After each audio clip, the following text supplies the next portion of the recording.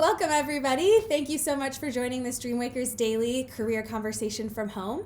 Today, we are speaking with Jackie Birdsall. Jackie is a senior engineer at Toyota, and she's on a research and development team working towards a zero emissions future. Thank you so much for being with us today, Jackie. We're excited to talk with you.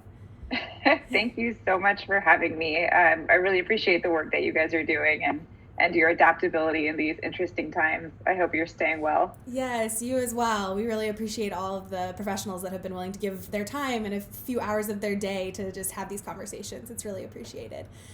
So to kick things off, I'd love to just hear in your own words a little bit about yourself and your career journey and what you've been doing. Sure. So thank you for the introduction. As you mentioned, I'm a senior engineer, and I've been with Toyota for just about 8 years now, directly working on what's called the Toyota Mirai, which is an all-electric vehicle, but you refill it with hydrogen instead of recharge it. It takes about 5 minutes to fill it up, and the newest generation goes about 400 miles. So for me, it was really important in my journey to find a position that I felt was contributing to society. And I've always been really a kind of obsessed with the auto industry, if you will, and working on a zero emission automotive application is kind of like the perfect marriage for me of environmentalism and sustainability along with the automotive industry. So I do pretty much whatever it takes to launch the vehicle in North America. It is a brand new technology. So as you can imagine, it's not just about making sure the technology works, but making sure all of the supportive regulations and infrastructure is in place for the vehicle launch. Yeah, that must consist of a lot of different things, I'm sure. So the question we've been kind of asking everyone is, what does that mean for your day-to-day? Like when you go to work and it's a normal work day, what does that look like? And then now that we're kind of living in this global pandemic and a lot of people are working from home, has that changed your workflow at all? Definitely, yes. The whole, all of Toyota is now working from home, which has required a lot of adaptation on our part. Especially in engineering, there's a lot of collaboration. I like to say that the whiteboard is actually a magical space to work in because, a lot of collaboration happens around that whiteboard. Well, now we're trying to adopt these new technologies to do this type of collaborative work from home. And a lot of that is, going over diagrams and schematics and all the kind of stuff that you'll see in the movies. Mm-hmm. It's actually really what we do is how to figure out how systems work and how to control those systems with software. So my day-to-day now is I'm pretty much on the phone or on Skype or Microsoft Teams or some kind of technology like that allows me to collaborate with the rest of the team. So this is not new to you. Being on video chats has just slid into your day very easily. It has, yeah. Good, that's great. Well, so your work is very much focused on this idea of a zero emissions future, and that's something that I think is on a lot of people's minds as we think about the effects of climate change and the way that our world is being affected by us being here.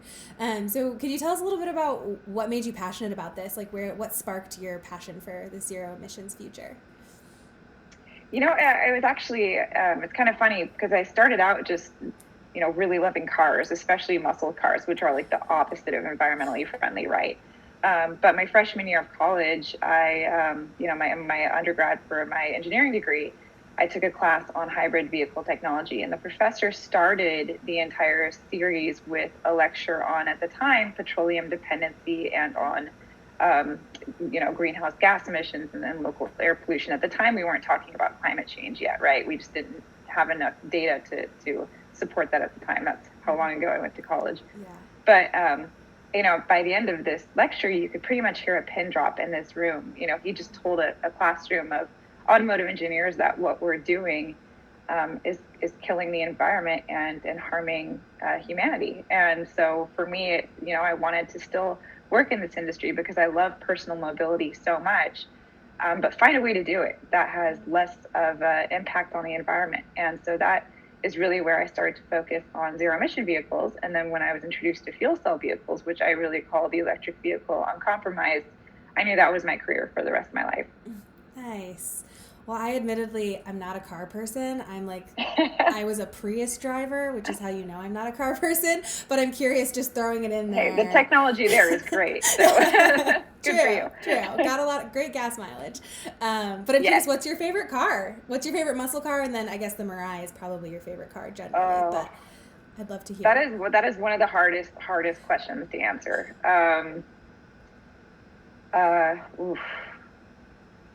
Probably like old CJ, 3 on the tree, like an old, Jeep.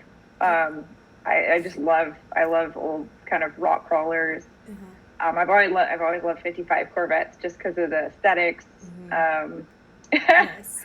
Yeah, I was obsessed with a McLaren F1 when I was like 16 years old.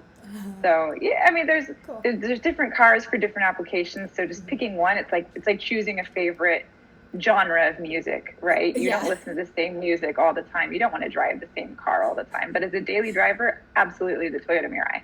Awesome. All right. Well, I have a lot of Googling to do because I don't know what those are. But for the car people out there, I'm sure that they know. So shifting gears a little bit, we got a question because your job is not something that a lot of people think of. Like you're doing work that is not something that a typical high schooler would think about doing. So someone was curious about what drew you to this career path and how you found yourself in this role with Toyota. That's actually an excellent point, and I think it's part of what makes what you guys do so important, because even though I was obsessed with auto engineer or the automotive industry when I was 16, 17, 18, I didn't know what an automotive engineer was. I didn't know the position even existed. So luckily my mom, who is actually always accepting, even though she may not particularly agree with the career choice, she put me in touch with an automotive engineer who worked for General Motors at the time. And I learned what it was. And for me, it was, immediately like, oh, that sounds like the best job in the world, which I think is the best job in the world. So for me, it was contacting someone who had this career already. That really was the way that I was drawn into it.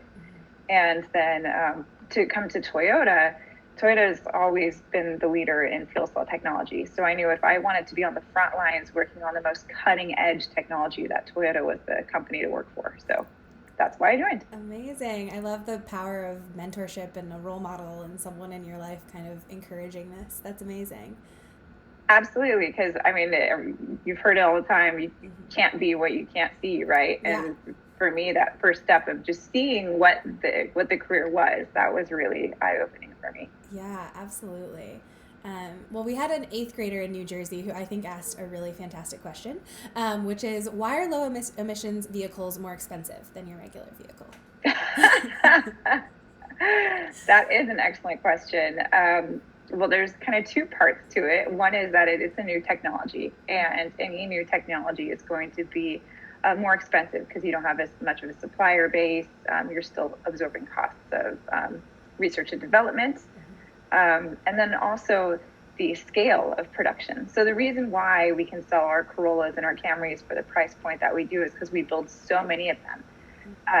For the fuel cell vehicles, we are ramping up our production to about 30,000 a year, which for Toyota is still a really limited production. And it means that until we can get to, building one every 60 seconds, it's going to be more expensive than a traditional vehicle. That makes sense. Very clear. And then we had a question from a 6th grader in New Mexico who's curious about your biggest obstacle in your career and how you overcame it. Oh, man. What a great question. I love New Mexico, too. It's beautiful.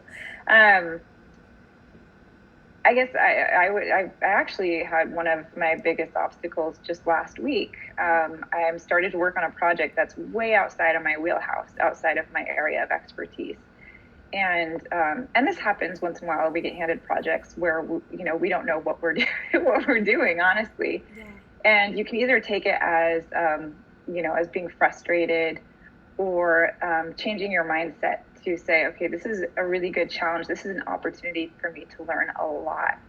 And so I really just had to throw myself into it and take myself to school, as it were, to catch up with my colleagues who had been doing this for so long and who knew so much more than me.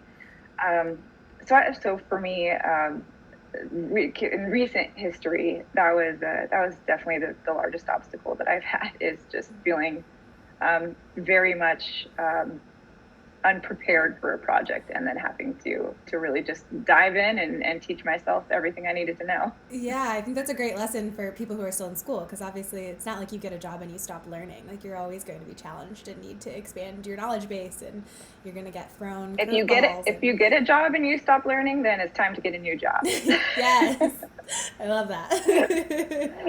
So a number of our classrooms are really interested in hearing perspectives from women who are working in fields that aren't necessarily full of women. And so they're curious, a lot of our educators are curious if you've faced academic or professional like issues or had to overcome something that was specific to you being a woman, and do you have advice for younger girls who are interested in career paths that maybe don't have a lot of people who look like them? Oh man. Yeah, I mean, I still am typically the only female in a meeting room.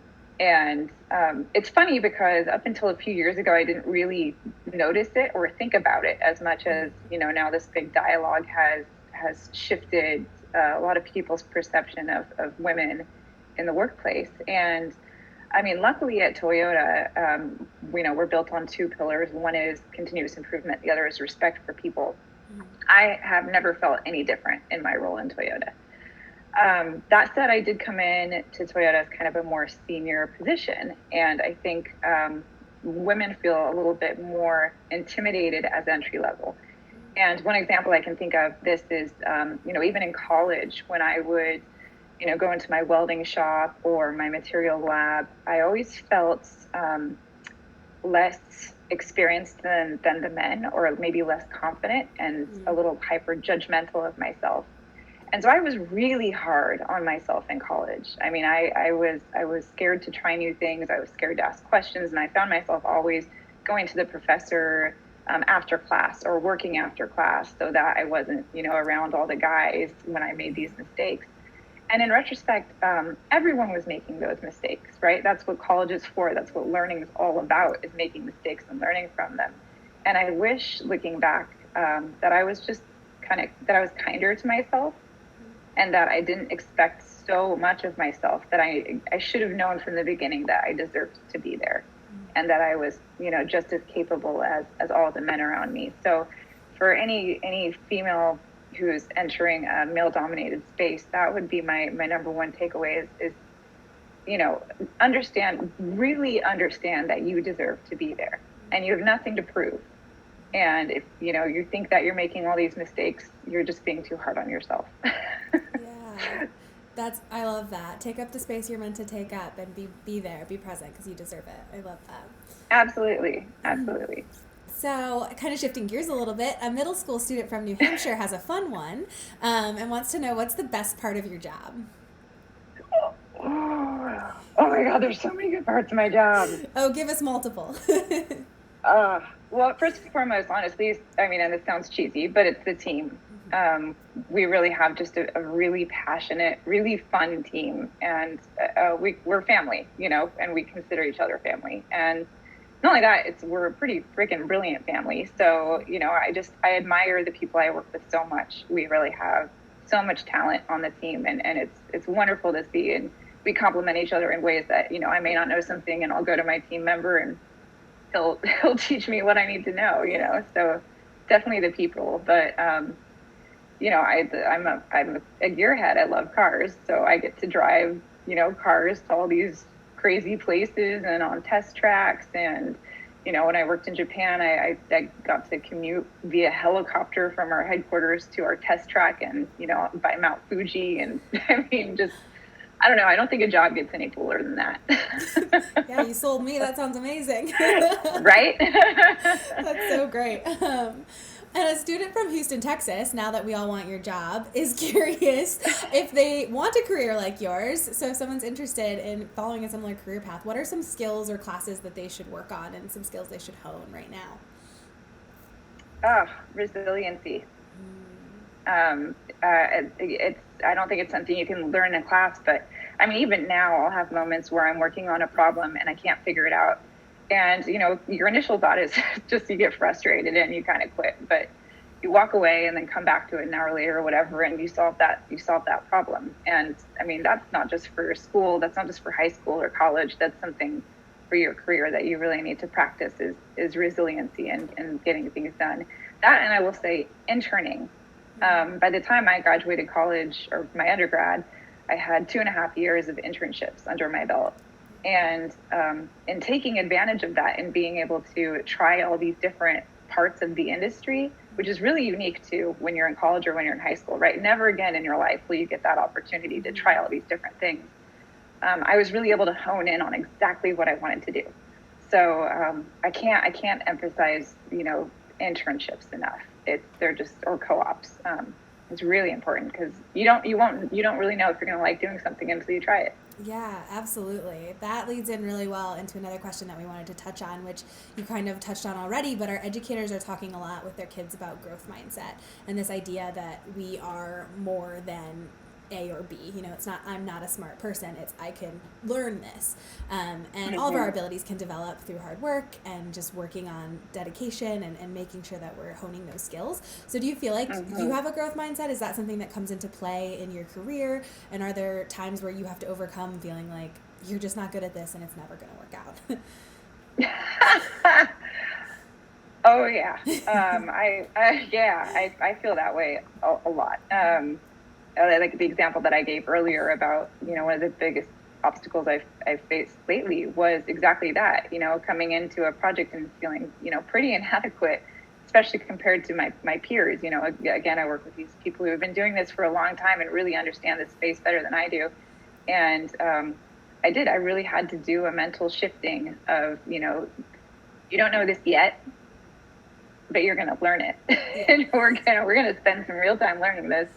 And you have no idea what you're capable of doing until you really try. Yeah. So absolutely. yeah, I think I can't speak enough to that, and especially as women, I think a lot of times, going back to your question, we do limit ourselves a little bit more. So I would like to see all those barriers broken down and really people believe in how limitless their potential is. Yeah, absolutely.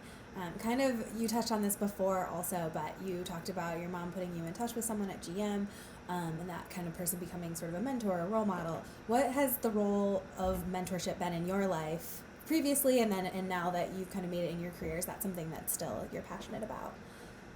Oh my gosh, mentorship is so important. I actually had, I still have a mentor that, I've known him for 13 years now. And it was funny because I didn't even know he was really my mentor. He kind of played behind the scenes well in positioning me in places and kind of gently pushing me towards projects that I didn't think I was capable at the time of handling. And with the growth mindset, you keep just growing into those project roles. So, and now he's kind of more directly a mentor for me. And I reach out to him all the time, if I have questions, if I need guidance. And now that I am higher up in the organization, not much, but I do really try my best to pull up everyone below me and give them projects that that they have ownership of, that they're excited of, and make sure that everyone gets their projects that they're excited about, because that's when you get the best work out of people and the most biggest contributions we can make to society is when we're working on something that we really care about. Yeah. And so for me, that's what my role as a mentor is to help people find what that project is, what that passion is, so that we can solve problems. Yeah, absolutely. And that's why we're so grateful to have you here today, is to just give people, students all over, the opportunity to experience and learn what's out there. That's great.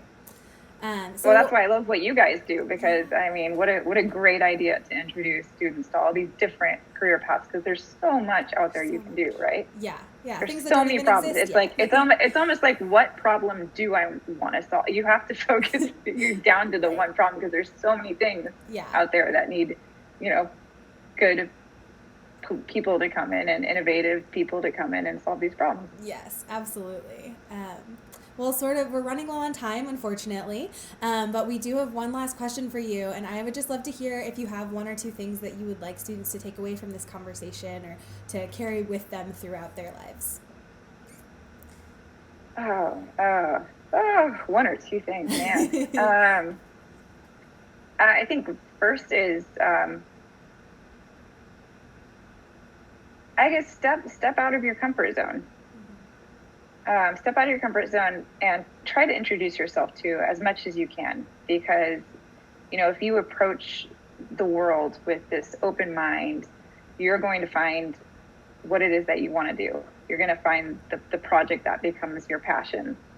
And that's when you really have the most fulfilling career. And don't be afraid. I know that sounds super cheesy, but sometimes even I had internships that I hated, and learning what you don't like is as important as learning what you do like. So don't be afraid to go into something because you're worried you're going to fail, or you're going to get homesick, or any of those things. You're really pushing yourself beyond what you're used to normally doing is how you're going to grow. And I hope that everyone really trusts themselves enough that they can step out and find their potential. Absolutely. That's such a great note to end on. Very encouraging for all of our students. Thank you so much again for coming here today and having this conversation. We really appreciate it. Thank you so much for having me. I really appreciate what you guys are doing, and I hope you're all staying safe and healthy. Yes, and thank you to everyone who is watching. We are really excited to have you here today, and if you enjoyed this DreamWakers Daily Conversation, it will be on our Facebook page and also on our YouTube channel if you'd like to check that out later. And you can join us back here every day at 1 p.m. for another conversation with a career professional. Thanks so much. Bye. Bye.